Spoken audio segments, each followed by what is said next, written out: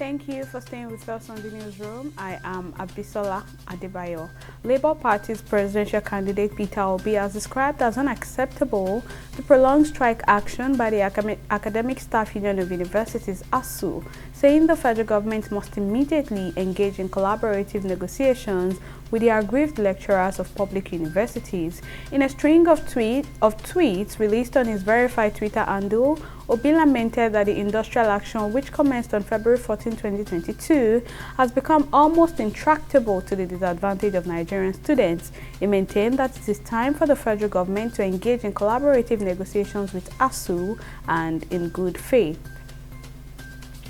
Still on ASUU strike, the National Association of Nigerian Students has urged state-owned universities to resume academic activities, describing the total and indefinite strike action declared by ASUU as unpatriotic and wicked. NAN's President Sunday Asefon made the remarks in a statement released on Wednesday morning. Asefon alleged that the decision to extend the industrial action after 6 months was easy for ASUU because they keep employment at various private universities across the country. The NAN president thereafter urged ASUU leadership in state institutions to toe the path of honor and call off the strike action. Vice President Yemi Osinbajo has departed to the United States of America on Wednesday morning to seek global partnerships and support for Nigeria's recently launched energy transition plan.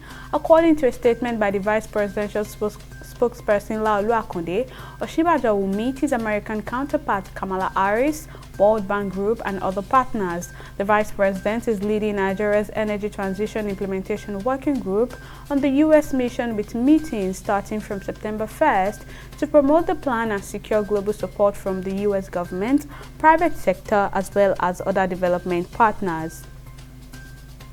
Persons over 50 years old in Lincolnshire, United Kingdom, have been urged to get their COVID booster jab in order to protect themselves and others. Vaccinations are due to commence on September 5th in England, with care home residents and housebound people lined up for the first to be offered the jabs.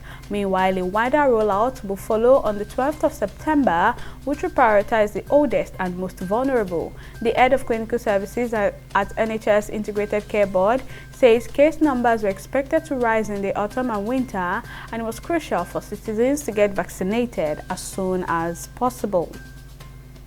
Telecommunications companies in Nigeria will, from September 1st, 2022, begin to earn more from calls terminating on their network from outside the country.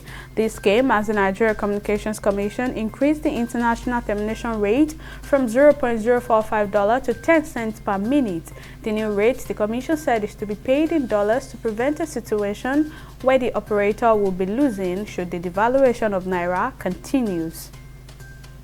Meanwhile, the full hearing of the presidential election petition challenging the outcome of the August 9th Kenya presidential poll results kicked off on Wednesday morning. Lawyers representing one of the presidential candidates, Raila Odinga, are currently presenting their case seeking to nullify the declaration of William Ruto as president-elect, and they have 6 hours to argue that case. Ruto's lawyers and those representing the Electoral Commission will also face the 7-judge bench later in the afternoon. Meanwhile, scrutiny and recounting of votes in 15 polling stations where the credibility of the final tally was contested is also underway at the courthouse. The Super Falcons of Nigeria have arrived in Kansas City, Kansas, United States for their double-header friendly with the United States women's national team. The Super Falcons will play the first of their 2-match tour at the Children's Mercy Park in Kansas City on Saturday, September 3rd. Nigeria and the U.S. women's national team have qualified for the FIFA Women's World Cup, which will be hosted by Australia and New Zealand between July and August 2023. Meanwhile, both teams will also clash again at the Audi Field in Washington, D.C. 3 days after the first match in Kansas on Tuesday, September 6, 2022. Well, that's all on the newsroom at this time. Many thanks for watching.